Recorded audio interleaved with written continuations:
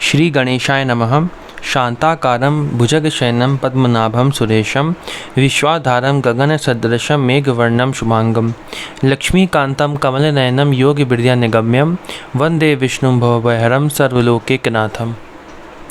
प्रहलाद नारद पराशर पुंडरीक व्यासांबरी शुक शौनक भीष्मदालभ्यान रुकुमांगद अर्जुन वशिष्ठ विभीषण आदीन पुण्यानिमान परम भागवतान स्मरामि।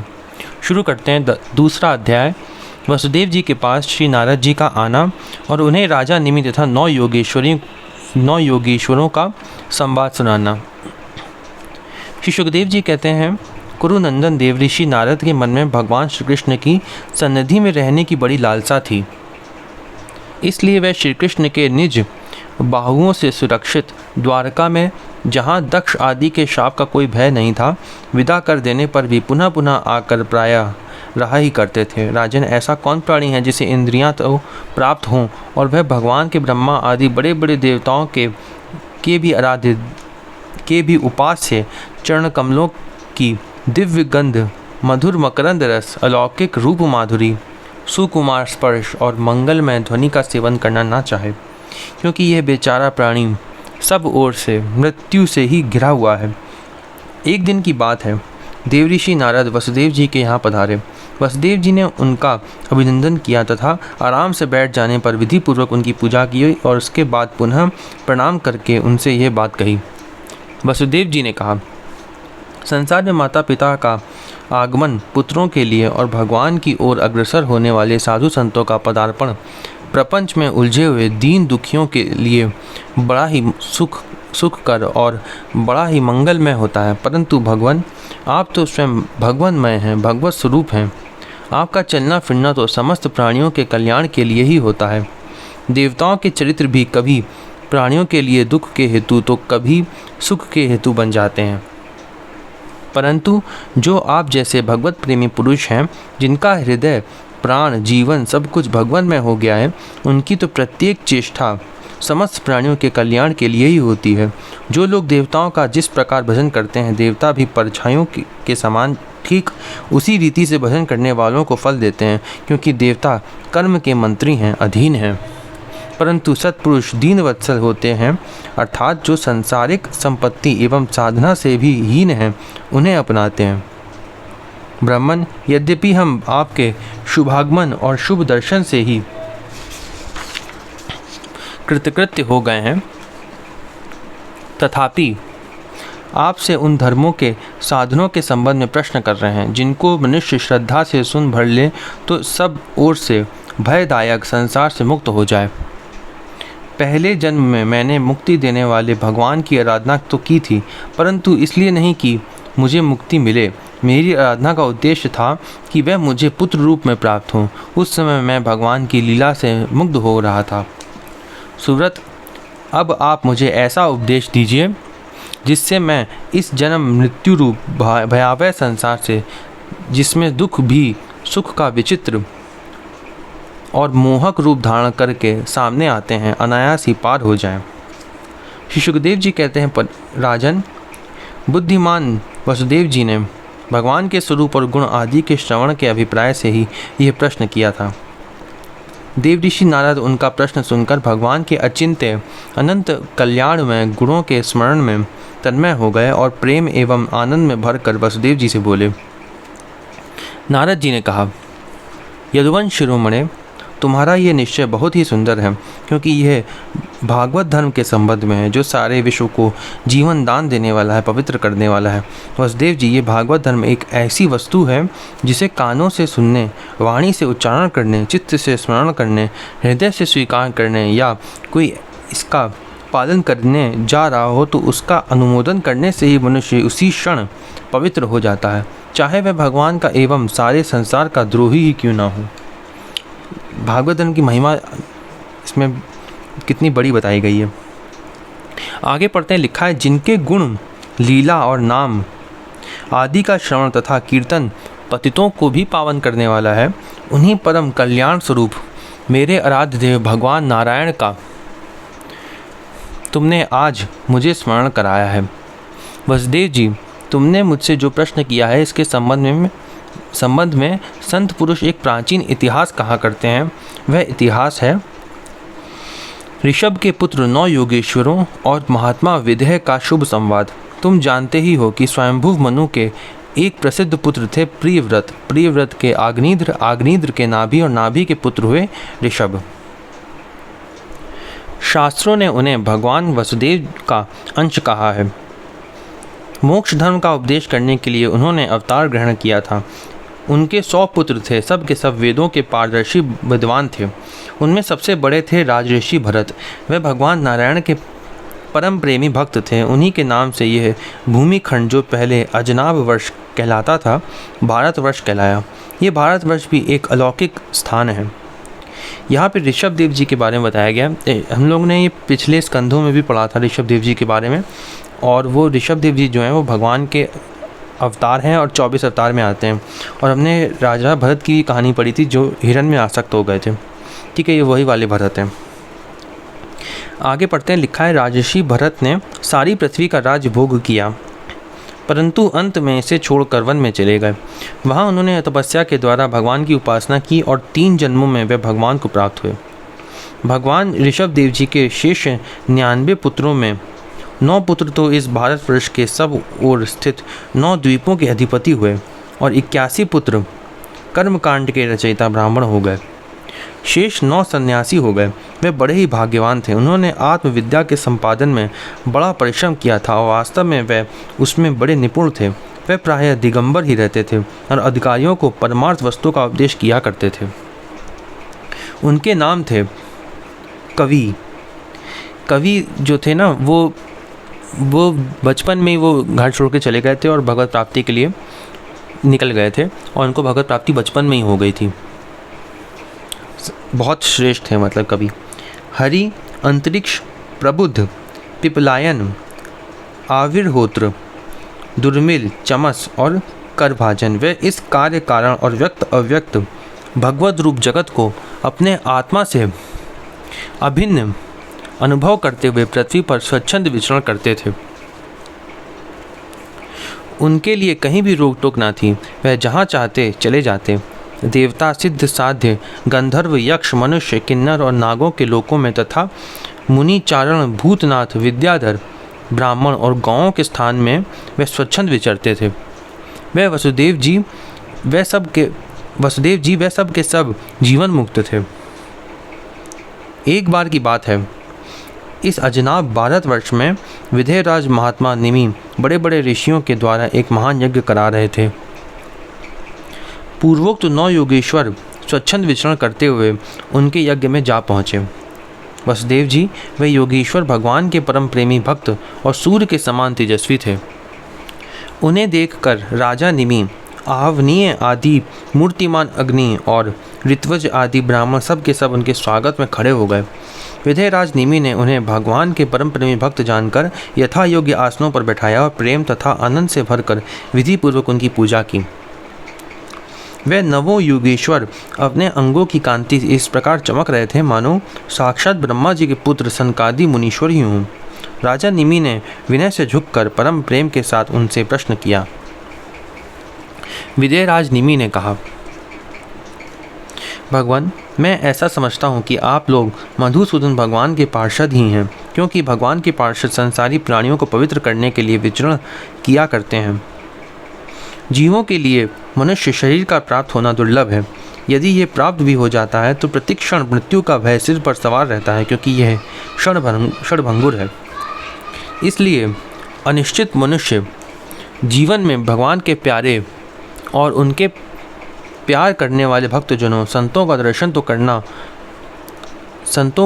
दर्शन तो और भी दुर्लभ है। इसलिए त्रिलोक पावन महात्माओं, हम आप लोगों से प्रश्न करते हैं कि परम कल्याण का स्वरूप क्या है और उसका साधन क्या है। इस संसार में आधे क्षण का सत्संग मनुष्यों के लिए दुर्लभ है। इन्होंने देखो 2 प्रश्न किए। पहला ये किया परम कल्याण का स्वरूप क्या है और दूसरा किया उसका साधन क्या है। ठीक है, कल्याण हमारा किससे हो सकता है और वो कैसे करें, अगर सरल शब्दों में कहें तो ये पूछा उन्होंने। योगीश्वरों, यदि हम सुनने के अधिकारी हों तो कृपा करके भागवत धर्मों का उपदेश कीजिए, क्योंकि उनसे जन्मादि विकारों से रहित एक रस भगवान श्री कृष्ण प्रसन्न होते हैं और उन धर्मों का पालन करने वाले शरणागत भक्तों को अपने आप तक का दान कर डालते हैं। देवऋषि नारद जी ने कहा, वसुदेव जी, जब राजा निमि ने उन भगवत प्रेमी संतों से यह प्रश्न किया तब उन लोगों ने बड़े प्रेम से उनका और उनके प्रश्न का सम्मान किया और सदस्य तथा ऋत्विजों के साथ बैठे हुए राजा निमि से बोले। पहले उन 9 योगीश्वरों में से कवि जी ने कहा, राजन, भक्तजनों के हृदय से कभी दूर न होने वाले अच्युत भगवान के चरणों की नित्य निरंतर उपासना ही इस संसार में परम कल्याण, आत्यंतिक क्षेम है और सर्वथा भय शून्य है, ऐसा मेरा निश्चित मत है। यहाँ लिखा है उपासना। उपासना जैसे जो उपनिषद है ना, उसमें 3 खंड माने गए उपनिषद में, ज्ञान खंड, कर्म खंड और भक्ति खंड, जिसको उपासना खंड भी कहते हैं, उपासना खंड कहते हैं उसको। और उपासना की सबसे कम श्रुतियाँ जो है वेद की में ना, वो सबसे कम उपासना की हैं और सबसे जो प्रमुख है जो वो उपासना ही है। इसलिए इन्होंने ऐसा बोला कि परम कल्याण का स्वरूप क्या है, तो वो है भगवान की उपासना करना। इसका आंसर उन्होंने ये दिया, ऐसा मेरा निश्चित मत है। देह गे आदि तुच्छ एवं असत पदार्थों में अहमता एवं ममता हो जाने के कारण जिन लोगों की चित्तवृत्ति उद्विग्न हो रही है, उनका भय भी इस उपासना का अनुष्ठान करने पर पूर्णतया निवृत्त हो जाता है। भगवान की भक्ति करने से वो भी निवृत्त हो जाता है। तो इसमें उन्होंने क्या बताया, अगर मैं ये वाला श्लोक फिर से पढ़ूं तो उन्होंने बताया, भगवान अच्युत भगवान के चरणों की नित्य निरंतर उपासना ही इस संसार में परम कल्याण अत्यंतिक क्षेम है और सर्वथा भय शून्य है, ऐसा मैं निश्चित है। मतलब कुल मिला के बताया कि भगवान की उपासना ही संसार में परम कल्याण है। ठीक है। दूसरा बताया कि जितने भी साधन, जितनी भी माया है, जैसे माया में इसमें दिया हुआ है देह गेह तुच्छ असत पदार्थ, ये सब माया है। ठीक है, इनको एक ही मानो। माया, उनकी चित्तवृत्ति उद्विग्न हो रही है माया से, जिनकी वो उपासना का अनुष्ठान करने पर पूर्णतया निवृत्त हो जाती है। मतलब माया निवृत्ति हो जाती है भगवत प्राप्ति होने के बाद। बस इतना ही लिखा है। ठीक है, आगे पढ़ते हैं। लिखा है, भगवान ने भोले भोले अज्ञानी पुरुषों को भी साक्षात अपनी प्राप्ति के लिए जो उपाय स्वयं श्री मुख से बतलाए हैं, उन्हें ही भागवत धर्म समझो। भागवत धर्म क्या है? मतलब भागवत धर्म का अर्थ है जो भगवान ने कहा है कि ये काम करो, वो है भागवत धर्म। राजन, इन भागवत धर्मों का अवलंबन करके मनुष्य कभी विघ्नों से पीड़ित नहीं होता। जो भी इस भागवत धर्म का पालन करेगा वो इससे कभी भी पीड़ित नहीं होगा। संसार में कोई भी पीड़ा उसके पास नहीं आएगी जो भागवत धर्म का पालन करेगा। भागवत धर्म मतलब क्या है? जो भगवान ने कहा है कि ये काम करो, वो भागवत धर्म है। लिखा है ना, साक्षात अपनी प्राप्ति के लिए जो उपाय स्वयं श्रीमुख से बतलाएं, वो भागवत धर्म है। राजन, इन भागवत धर्म का अवलंबन करके मनुष्य कभी विघ्नों से पीड़ित नहीं होता और नेत्र बंद करके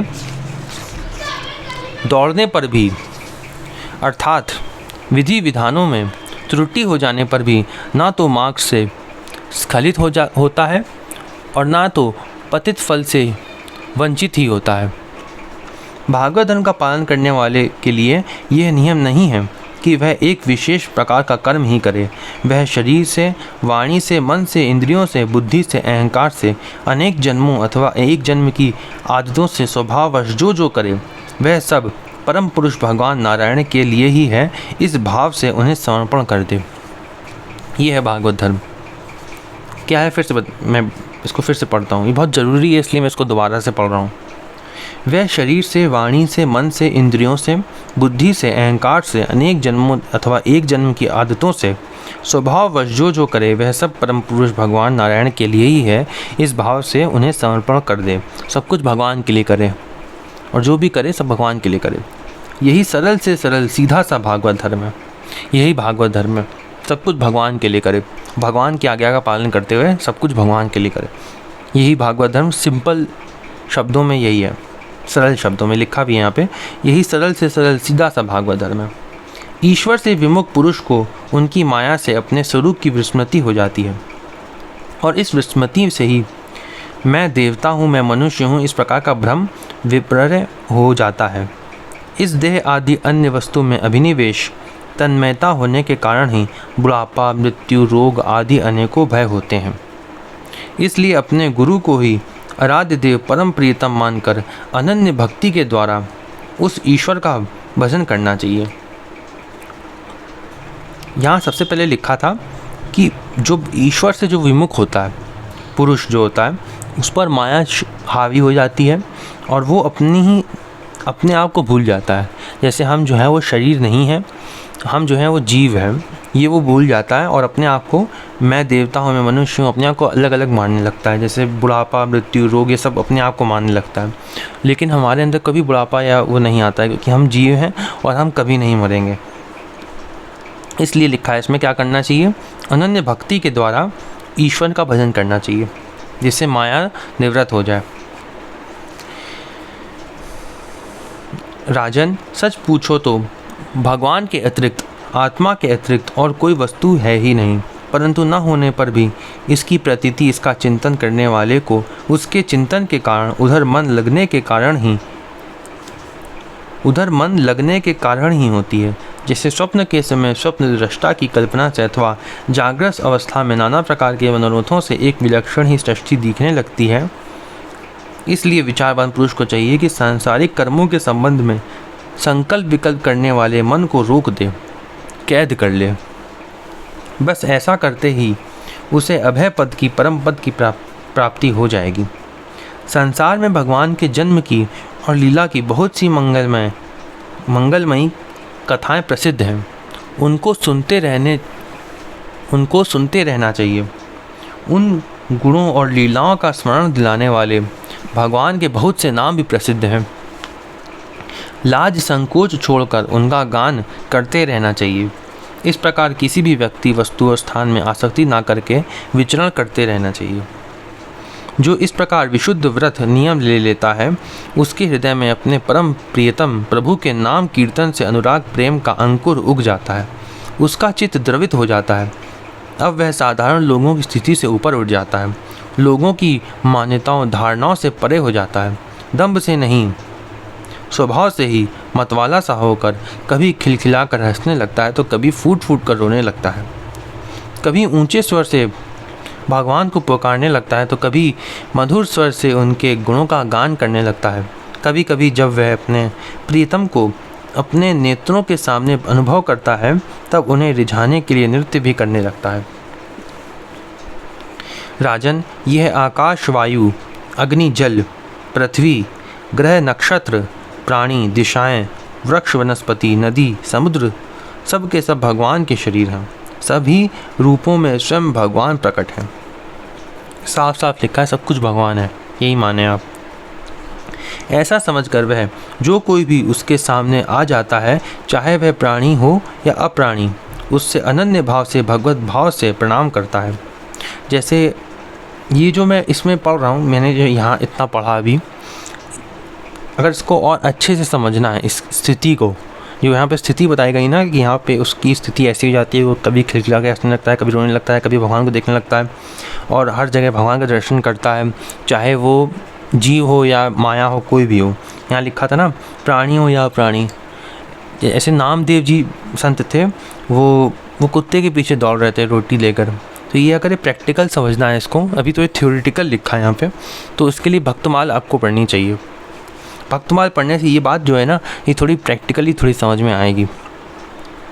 आगे पढ़ते हैं, लिखा है, जैसे भोजन करने वाले को प्रत्येक ग्रास के साथ ही तुष्टि, तृप्ति अथवा सुख, पुष्टि, जीवन शक्ति का संचार और शुद्धा निवृत्ति, ये तीनों एक साथ हो जाते हैं, वैसे ही जो मनुष्य भगवान की शरण लेकर उनका भजन करने लगता है, उसे भजन के प्रत्येक क्षण में भगवान के प्रति प्रेम, अपने प्रेमास्पद प्रभु के स्वरूप का अनुभव और उनके अतिरिक्त अन्य वस्तुओं में वैराग्य, इन तीनों की एक साथ ही प्राप्ति होती जाती है।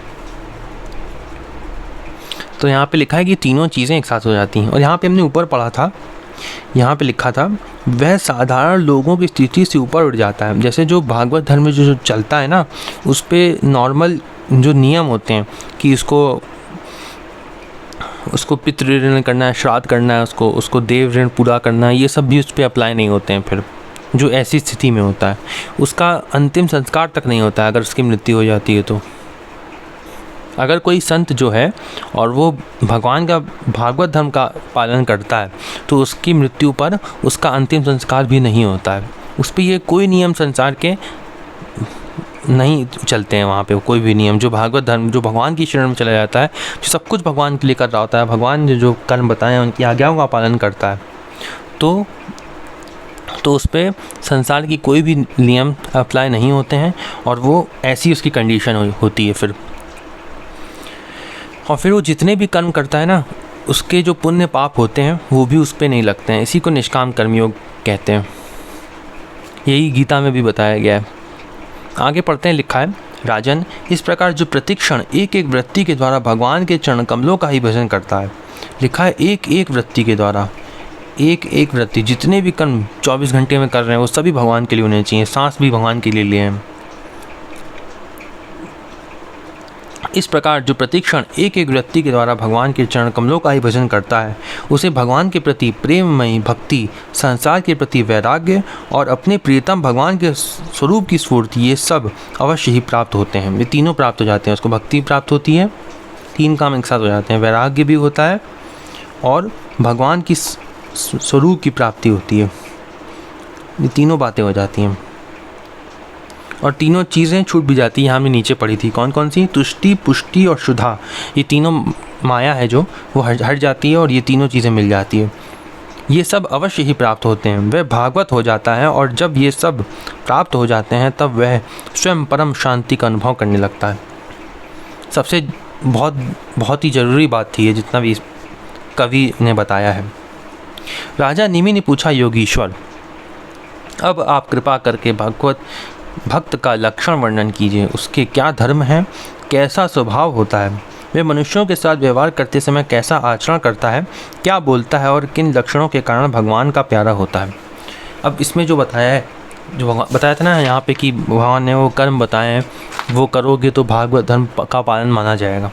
तो वो क्या होते हैं, उसके क्या लक्षण होते हैं, कैसे बोलता है, कैसे चलता है वो, जिससे वो उन लक्षणों को हम भी अपनाएं। इसलिए राजा निमि ने ये प्रश्न किया। अब 9 योगेश्वरों में से दूसरे हरि जी बोले, राजन, आत्मस्वरूप भगवान समस्त प्राणियों में आत्म रूप से नियंता रूप से स्थित हैं। सबके अंदर भगवान बैठे हैं, ठीक है।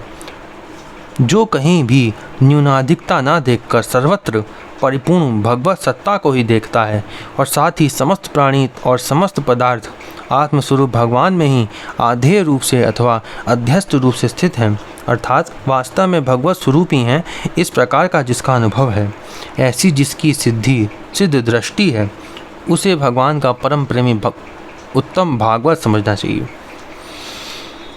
तो पहला जो प्रश्न था उनका क्या था, अब आप कृपा करके भगवत भक्त का लक्षण कीजिए। ये पहला प्रश्न था उनका, भगवत भक्त का लक्षण बताइए।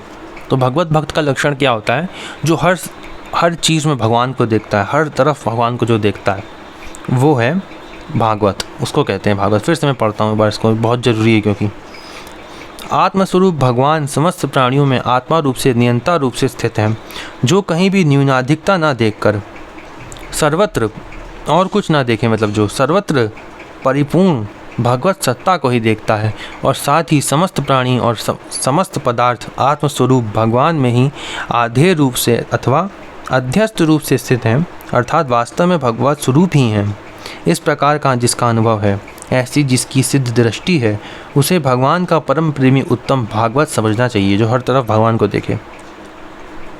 जो भगवान से प्रेम, उनके भक्तों से मित्रता, दुखी और अज्ञानियों पर कृपा तथा भगवान से द्वेष करने वालों की उपेक्षा करता है, वह मध्यम कोटि का भागवत है। अब इसके अंदर भी उन्होंने 3 क्लासेस बताई।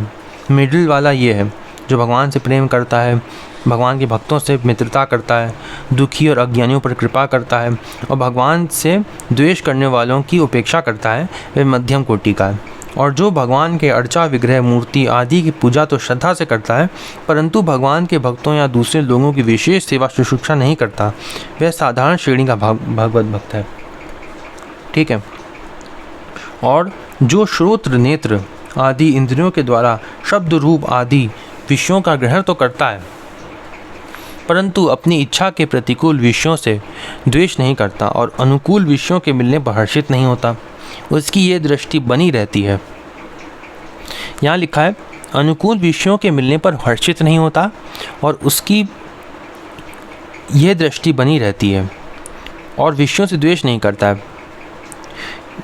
उसकी दृष्टि बनी रहती है कि ये सब हमारे भगवान की माया है। वह परम उत्तम भागवत है, वो सबसे ऊपर क्लास वाला है। ठीक है, वो थोड़ा श्रेष्ठ है। अगर 3 क्लासेस बताएं, एक मिडिल वाला, एक लोअर वाला और एक हायर वाला, तो ये हायर वाला जो भागवत है वो ये है। कौन सा हायर वाला भागवत है?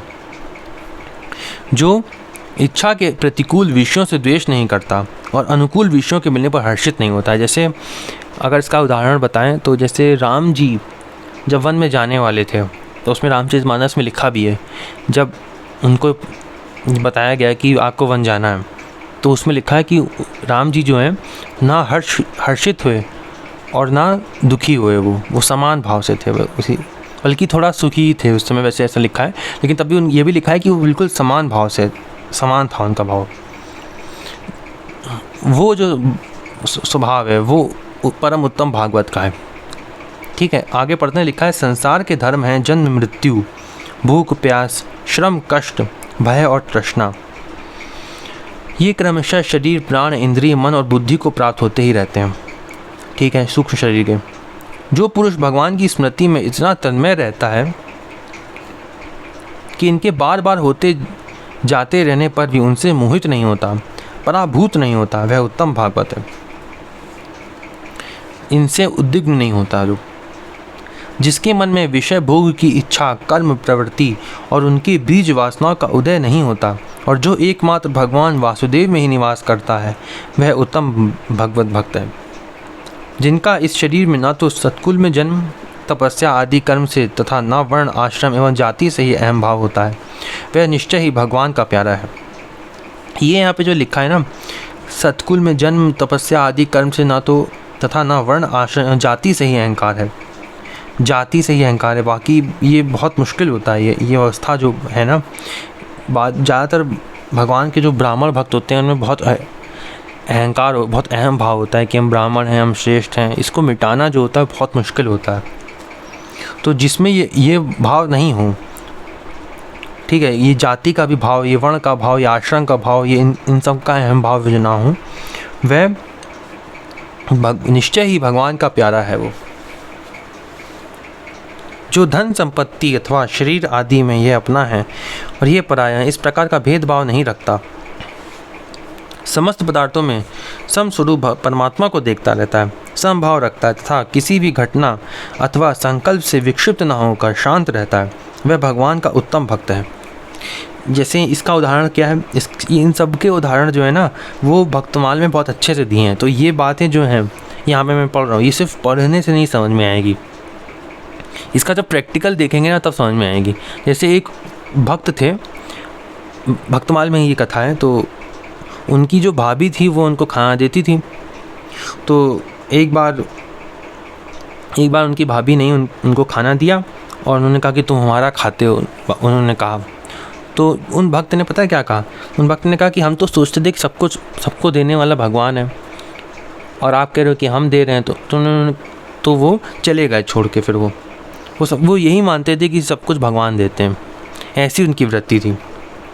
ये कथा हम और भक्तमाल में पढ़ेंगे डिटेल में, तो इसकी प्रैक्टिकल बातें हम भक्तमाल में पढ़ेंगे। ठीक है, ये तो जितना मैंने पढ़ लिया उतना आप थ्योरेटिकल समझ लो कि ऐसे लक्षण होते हैं जो उत्तम भक्त होते हैं।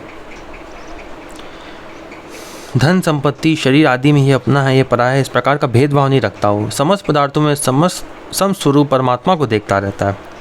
लिखा है समस्वरूप परमात्मा को देखता रहता है, वो देखता है भगवान को हर जगह, समभाव रखता है तथा किसी भी घटना अथवा संकल्प से विक्षिप्त न होकर शांत रहता